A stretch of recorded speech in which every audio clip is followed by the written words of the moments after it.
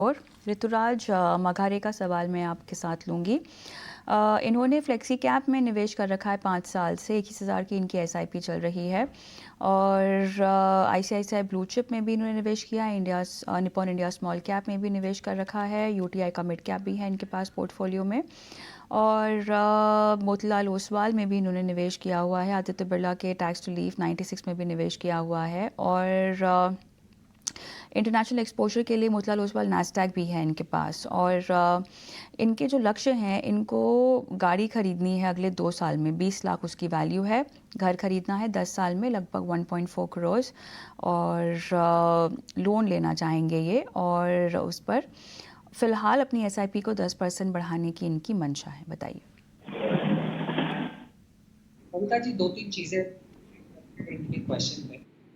तो अगर आप इनके पोर्टफोलियो जो मेरे पास है उसका टोटल करें तो तकरीबन 16 लाख रुपए होता है। अब अगर मान लीजिए उन्हें जो उनका पहला गोल है जो 2 साल बाद 20 लाख रुपए की गाड़ी लेनी है, तो उनका आज अक्यूमुलेटेड कॉर्पस जो पूरा 16 लाख रुपए का वो पूरा यूटिलाइज हो जाएगा। क्योंकि अगर मैं मान के भी चलूँ कि आपको तकरीबन 8% 9% जितना रिटर्न मिलेगा अगले 2 सालों में, तो आपके 16 लाख रुपए 19 साढ़े 19 20 लाख रुपए जितने हो जाएंगे। तो आज का अक्यूमुलेटेड आपका जितना भी कॉर्पस है ऋतुराज जी, वो अगले 2 साल में गाड़ी के लिए आपका पूरा यूज हो जाएगा। तो सबसे पहले तो आपको डिसाइड करना है कि क्या आप पूरा कॉर्पस एक कार खरीदने के लिए यूटिलाइज करना चाहेंगे। और अगर आपका आंसर हाँ है, आपको जितना भी अक्यूमुलेटेड पैसा है पूरा यूज कर देना है गाड़ी खरीदने के लिए, तो एक काम कीजिएगा, अगले 6 महीनों में धीरे धीरे करके 6 महीने बाद धीरे धीरे करके आपका जो इक्विटी में पैसा है उसे फिक्स्ड इनकम में डेट में मूव करना स्टार्ट कर दीजिए। क्योंकि अगर आपको 2 साल बाद गाड़ी लेनी है तो आप उस पैसों को इक्विटी में नहीं रख सकते, क्योंकि जब आपको पैसे की ज़रूरत पड़ेगी, शायद मार्केट्स कहाँ हो आपको नहीं पता है, तो आपको एक ऐसी सिचुएशन में नहीं रहना है जहाँ पर आपको पैसे की ज़रूरत है पर मार्केट गिर चुका है। तो पहला पॉइंट ये है। दूसरा पॉइंट, आपने कहा कि आपको 1.4 करोड़ का घर लेना है आज से 10 सालों में। देखिए, आप लोन लेंगे फिर भी आपको 20% तो डाउन पेमेंट करना ही पड़ेगा।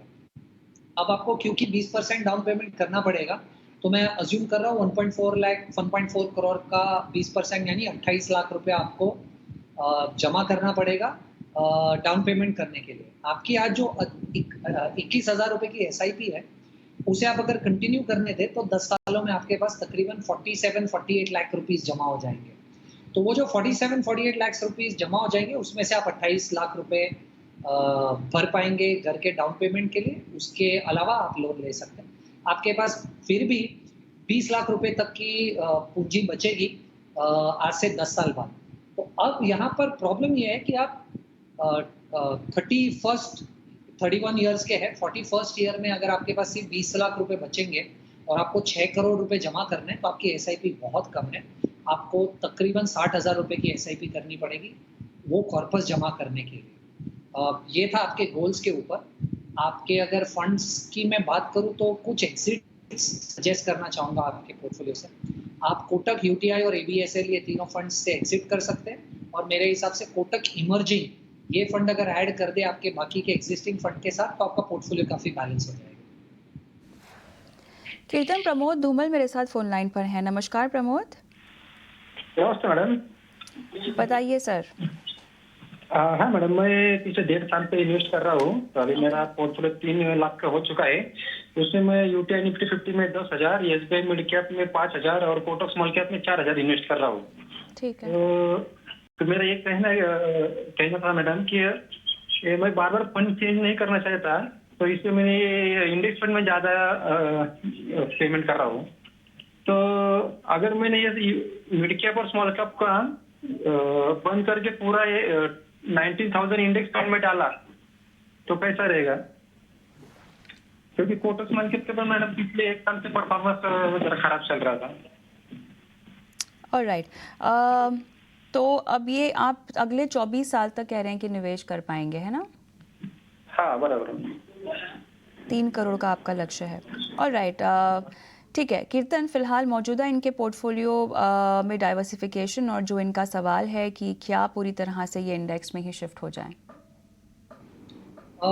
देखो प्रमोद जी, सबसे पहले तो आपका पहला लक्ष्य है कि आपको एक गोल के लिए पैसा निवेश करना है या सेव करना है, आपको 24 साल में 3 करोड़ रुपए चाहिए। तो अगर आज जो आपके पास 3 लाख रुपए है और 24 साल का समय है जब तक आपको इसे 3 करोड़ रुपए करने हैं, तो आपको महीने की 17,000 रुपए की एसआईपी करनी है। 12% का अगर मैं इन्वेस्टमेंट रिटर्न गिनूँ आपके पोर्टफोलियो पे, आप ऑलरेडी उससे ज़्यादा निवेश कर रहे हैं। तो अगर आप ऑलरेडी 19,000 रुपए का निवेश कर रहे हैं और आपके एग्जिस्टिंग पोर्टफोलियो से आप आराम से 3 करोड़ रुपया इकट्ठा कर पाएँगे आज से 24 सालों में। तो आपके गोल से रिलेटेड तो आपको कोई चेंज करने की ज़रूरत नहीं है। रहा सवाल आपके फंड्स का, प्रमोद जी मुझे ऐसा लग रहा है आपने काफ़ी अच्छी तरीके से फंड्स को डाइवर्सिफ़ाई किया है। लार्ज कैप में आपने इंडेक्स ले लिया है, मिड कैप, स्मॉल कैप में आप एक्टिव फंड्स ले रहे हो और दोनों जो एक्टिव फंड्स आपने चूज़ किए, दोनों फंड्स मेरे हिसाब से काफ़ी उम्दा है और आपको चेंज करने की ज़रूरत नहीं है। तो मैं सजेस्ट करूँगा कि आपका जो पोर्टफोलियो है, आप उस पोर्टफोलियो को वैसे ही रहने दें। आप स्मॉल कैप, मिड कैप को बेचकर अगर इंडेक्स फंड ले लेंगे, तो आपके पास 24 साल का समय है। 24 सालों में मिड कैप, स्मॉल कैप काफ़ी एक बेहतरीन परफॉर्मेंस आपको दिखा सकते हैं। तो मुझे ऐसा नहीं लगता कि आपको पूरा पैसा इंडेक्स फंड में निवेश करने के लिए आपको लार्ज कैप में मूव कर देना चाहिए। आपका पोर्टफोलियो जिस तरीके से फिलहाल बिल्ट है, काफ़ी अच्छा है। मेरे हिसाब से कोई चेंज करने की ज़रूरत नहीं है। प्रमोद जी कोई सवाल पूछना है कीर्तन को? हाँ मैडम, वही कि अगर एक कोई फंड खराब परफॉर्मेंस करे तो कब तक उसमें टिके रहना चाहिए, कब तक उसमें एसआईपी चालू रखनी चाहिए? कीर्तन सबसे पहले तो ये बताएं कि फंड की खराब परफॉर्मेंस कैसे आंकनी चाहिए।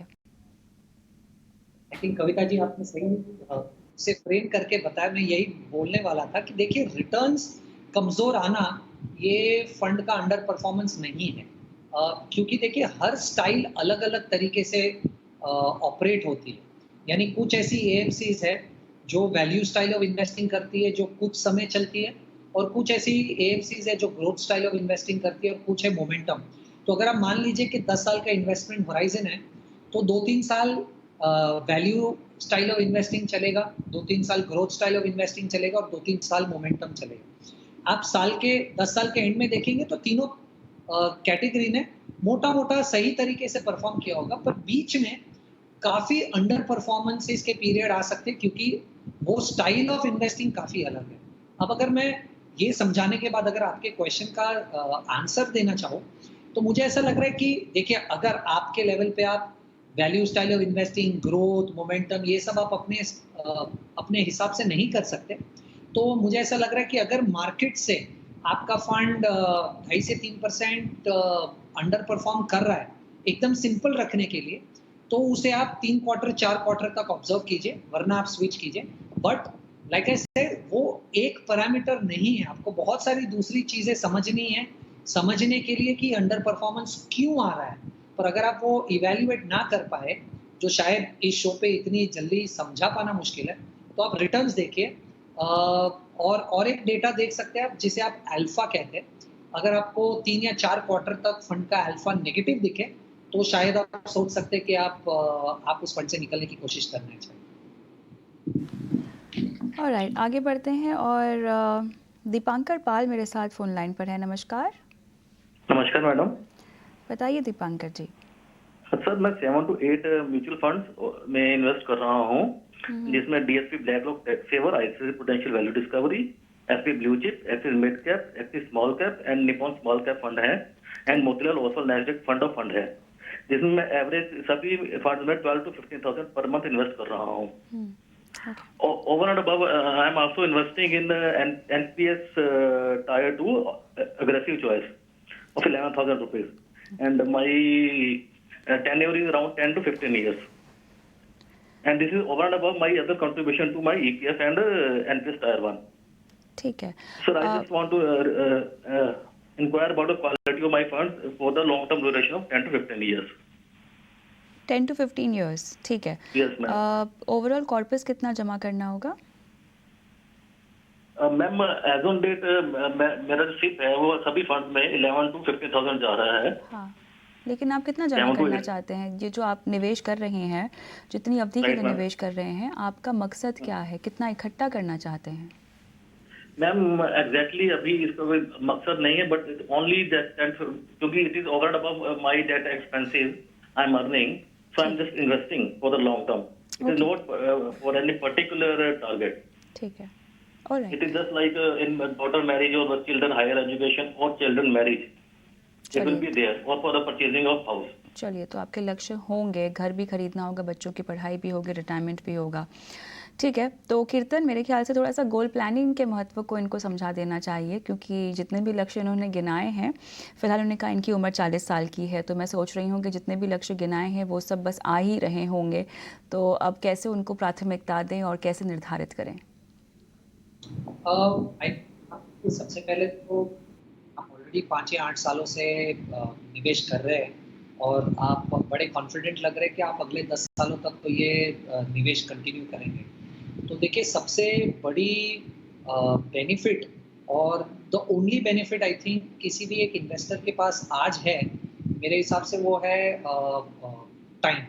अगर आपके हाथ में एज अ निवेशक सिर्फ समय है और कुछ नहीं है, क्योंकि शायद आपकी फंड सिलेक्शन उतनी अच्छी नहीं है, शायद आप उसे उतनी अच्छी तरीके से रिव्यू नहीं कर पाएंगे, या आपको नहीं पता है कि वो फंड कितना रिटर्न देगा, पर आपके हाथ में जो है वो सिर्फ समय है और आपने काफ़ी ऑलरेडी समय इस फंड्स में निवेश कर रखा है और आपके पास आगे भी काफ़ी समय है।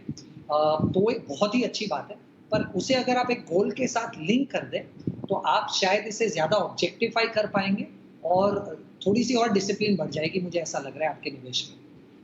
हैविंग सेड दैट, मुझे ऐसा लग रहा है क्योंकि आपके पास काफ़ी समय है निवेश करने के लिए, आप मिड कैप, स्मॉल कैप में भी एलोकेशन रख सकते हैं। तो मेरी 2 सजेशंस आपसे। सबसे पहले तो large cap, mid cap, small cap, इन तीनों में समान तरीके से पैसा निवेश कर दीजिए। तो अगर आपके पास ₹100 है तो 30-35% लार्ज कैप में, 30-35% मिड कैप में और 30-35% स्मॉल कैप में कर दीजिए। वो एक एलोकेशन अच्छा हो जाएगा और उसे रीबैलेंस करने की कोशिश कीजिए हर 18-20 महीने में। और फंड्स पे अगर बात करूँ तो देखिए, आप अगर किसी भी फंड को 15-18 साल तक रखेंगे और फंड अगर डिसेंट है, तो वो अच्छा परफॉर्म कर ही लेगा। पर क्योंकि आपके फंड्स में बहुत सारा ओवरलैप है, तो मैं कुछ सजेशंस देना चाहूँगा। तो अब मैं कहूँगा कि आप डीएसपी टैक्स से, एसबीआई ब्लू चिप से और एक्सिस मिड कैप से एग्जिट ले लें और बाकी के जो बचे हुए फंड्स हैं उसको वैसे ही रहने दें और आप एक कोटक इमर्जिंग फंड ऐड कर दीजिए। अगर आप ये कॉम्बिनेशन कर लेंगे ना, और उसमें अगर आपने 33% लार्ज, 33 मिड और 33 स्मॉल, ये थोड़ा-सा एक बाइफरकेशन पे ध्यान दे दिया, तो आपका पोर्टफोलियो फिलहाल है उससे काफ़ी वेल बैलेंस्ड हो जाएगा मेरे हिसाब से। दीपांकर, कोई सवाल और पूछना है आपको? मैम जैसे इन फंड से अगर मैं एग्जिट करूंगा DSP, SBI, axis mid cap, तो मेरे पास इस फंड इनके अलावा फिर मेरे पास इस स्पेस में कौन से जो फंड्स हैं वो रह जाते हैं जो कि एक लार्ज कैप और मिड कैप को कैटर करें? क्योंकि ये सभी को एग्जिट करने के बाद मेरे पास कोई मिड और लार्ज कैप फंड नहीं रहेगा मेरे पोर्टफोलियो में। कीर्तन? नहीं, दीपांकर जी, आप ठीक कहिएगा, आपके पास लार्ज कैप में आईसीआईसीआई वैल्यू डिस्कवरी, जिसमें 70-80% लार्ज कैप इन्वेस्टमेंट है, इसीलिए मैंने आपको कहा कि आप एसबीआई ब्लू चिप से एग्जिट कर लीजिए, क्योंकि वो भी दूसरा लार्ज कैप था और उसमें काफ़ी ओवरलैप था। तो आपके पास लार्ज कैप में आईसीआईसीआई ब्लू वैल्यू डिस्कवरी है, आपके पास स्मॉल कैप में एक्सिस स्मॉल कैप है, आपके पास ग्लोबल में मोतीलाल ओसवाल के दोनों फंड्स हैं। आपका ओनली मिसिंग एलिमेंट ये बेचने के बाद मिड कैप है, इसीलिए मैंने आपको कहा कि आप कोटक इमर्जिंग ले लीजिए। तो आपके पास ऑलरेडी एग्जिस्टिंग पोर्टफोलियो में लार्ज कैप में आईसीआईसीआई है, स्मॉल कैप में एक्सिस है, मिड कैप में कोटक आ जाएगा और इंटरनेशनल में आपके पास मोतीलाल ओसवाल है। ऑलराइट, अगले दर्शक मेरे साथ फोन लाइन पर अली हैं। नमस्कार। Yeah, hi Kavita. Hi Junaid. हाय, गुड इवनिंग, बताइए। Good evening. Kavita, I just have a query related to ELSS fund. I am having a ELSS fund of Axis Mutual Fund and I'm holding from last couple of years, probably 8 years, just for the sake of tax saving. So I'm asking, is there any better option than ELSS Axis Mutual Fund? Any other fund? Also, I have one more query related to systematic withdrawal plan. So what exactly it is systematic withdrawal? There is some different kind of shares or funds, or this is a normal fund which you can withdraw in timely basis. Thanks. Ali, कोई specific reason आपको axis के LSS fund में से निकलना है या आप कोई बेटर ऑप्शन ढूंढना चाह रहे हैं? बेसिकली मैंने इसको इसलिए चूज किया था एटीसी टैक्स के पर्पज से। सो मुझे मेरे फ्रेंड ने सजेस्ट किया था, I have been holding that from long time. So I am not basically उसमें बहुत अच्छा रिटर्न नहीं आ रहा है। वो पिछले 3 साल से मैं देख रहा हूँ रिटर्न काफी अच्छा नहीं है, तो इसलिए कोई बेटर ऑप्शन। ओके, सो कीर्तन, चरणों में लेते हैं इनके सवाल को। तो सबसे पहले अंडर परफॉर्मेंस की वजह, और बहुत सारे दर्शकों का मेरे ख्याल से इस फ़ंड को लेकर यही एक शिकायत है। कुछ तो ये भी कहते हैं कि फ़ंड शायद बहुत बड़ा हो गया है और इसीलिए भी रिटर्न नहीं अर्जित कर पा रहा है। बताइए। कविता जी, सबसे पहले तो जैसे मैंने इस शो पे भी एक्सप्लेन किया कि अलग अलग स्टाइल ऑफ इन्वेस्टिंग है। Axis growth style of investing follow करता है, जो टिपिकली मार्केट जब सस्ते वैल्यूएशंस पे ट्रेड करता है तब अच्छा करता है। अब अगर आप थोड़ा सा पीछे चले जाइए, जब कोरोना की वजह से मार्केट गिरा था, अगर उस समय अगर आप एक्सिस के किसी भी फंड में पैसा निवेश करते और 1 डेढ़ 2 साल तक इन्वेस्टेड रहते, तो एक्सिस के फंड्स ने जो जिस तरीके से रिटर्न जनरेट किया था, उतना रिटर्न शायद किसी भी और उस सेम कैटेगरी में किसी भी और फंड्स ने नहीं किया था, क्योंकि एक्सिस जिस तरीके की इन्वेस्टिंग स्टाइल फॉलो करता है, वो सस्ते वैल्यूएशन वाले माहौल में अच्छे से फंक्शन करता है। पर आज माहौल काफ़ी अलग है। आज वैल्यूएशंस एक्सपेंसिव है, यानी अगर आप पिछले 10 साल का निफ्टी का पीई देख ले तो तकरीबन 20.5 है। आज हम लोग 22.6 पे ट्रेड कर रहे हैं। तो आज वैल्यूएशंस थोड़े से एक्सपेंसिव है, और ऐसे वैल्यूएशन के माहौल में वैल्यू स्टाइल ऑफ इन्वेस्टिंग बहुत अच्छा करता है। इसीलिए आप देखिए आईसीआईसीआई, एचडीएफसी जैसे एएमसीज ने पिछले 1 डेढ़ सालों में काफ़ी अच्छा किया है, क्योंकि वो वैल्यू स्टाइल ऑफ इन्वेस्टिंग करते हैं। तो सबसे पहले तो अगर आप पिछला 3 साल छोड़ दें, उसके पहले एक्सिस के इसी फंड ने बहुत बेहतरीन परफॉर्म किया था, और मुझे ऐसा लग रहा है कि ये फंड और 1 डेढ़ साल तक अंडर परफॉर्म करेगा, जब तक मार्केट एक रीजनेबल वैल्यूएशन पे नहीं आ जाता। तो अली के लिए मेरी सजेशन यही है कि या तो मान लीजिए अगर आप 8-10 साल और इन्वेस्टेड रहने वाले, तो ऐसी 2-3 साइकिल्स आएंगी जहां पर ये फंड अच्छा परफॉर्म करेगा, वापस खराब करेगा, अच्छा करेगा। तो अगर आप उसे होल्ड कर सकते हैं तो बढ़िया, वरना आप आने वाला पैसा 2 अलग अलग स्टाइल ऑफ इन्वेस्टिंग में निवेश कर दीजिए। तो आप एक पीपीएफएस का टैक्स फंड ले लीजिए और एक मिराई का टैक्स ले लीजिए, या मिराई के चलते एक्सिस को कंटिन्यू कीजिए। उससे होगा ये कि PPFS tax value style of investing follow करता है और मिराई और एक्सिस ग्रोथ करते हैं। तो किसी भी समय पे दोनों में से एक फंड दूसरे को आउट परफॉर्म करेगा, तो पोर्टफोलियो काफ़ी बैलेंस हो जाएगा। पर देखिए ईएलएसएस में आपको अली ये ध्यान में भी रखना है कि आप नया वाला टैक्स रेजिम चूज कर रहे हैं या ओल्ड वाला टैक्स रेजिम चूज कर रहे हैं, उससे फर्क पड़ेगा कि आपको ज्यादा या कम पैसा निवेश करना है ईएलएसएस कैटेगरी में। पर मुझे फिर भी ऐसा लगता है कि अगर आप लार्ज कैप में पैसा निवेश करना चाहते हैं, उसके सामने ईएलएसएस कैटेगरी का परफॉर्मेंस कैटेगरी लेवल पे काफी अच्छा है। अली, और कोई सवाल पूछना है कीर्तन को? Systematic withdrawal plans related मेरा inquiry था. That is basically some different funds, or their withdrawal allocation is like you can do systematically. This is called a systematic withdrawal plan. SWP के बारे में जानना चाहते हैं जी कीर्तन।